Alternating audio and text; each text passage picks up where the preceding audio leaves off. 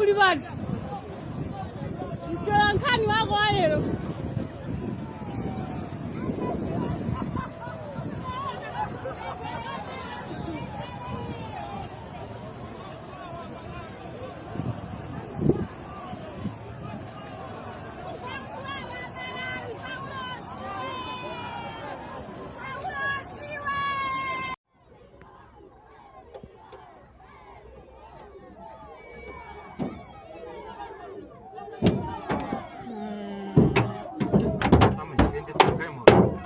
Yendesa.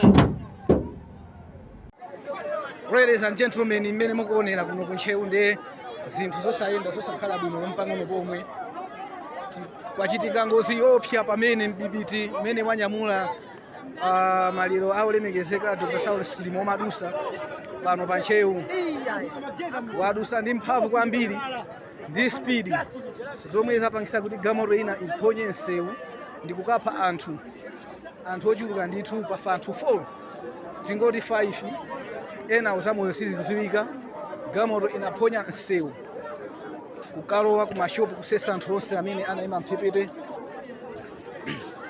wa nsewu. Zosakhala bwino zinthu zovuta kwambiri zopsa kwambiri zovuta kuti tifotokoza motani chifukwa pamene amadusira magalimoto mbibidi wa president umenewu amadusa mwamphamvu zotiso iwo anyamula maliro sizimaziwika. Maliro enanso kuno kunchewu ndithu zativuta sateromo ndithu. Galimoto yake ndi imene mbuyiona apapayi anthu ochuluka amalira ndithu. Taluza miyoyo ndithu zosayenda tolo mpang'ono pomwe zosayenda.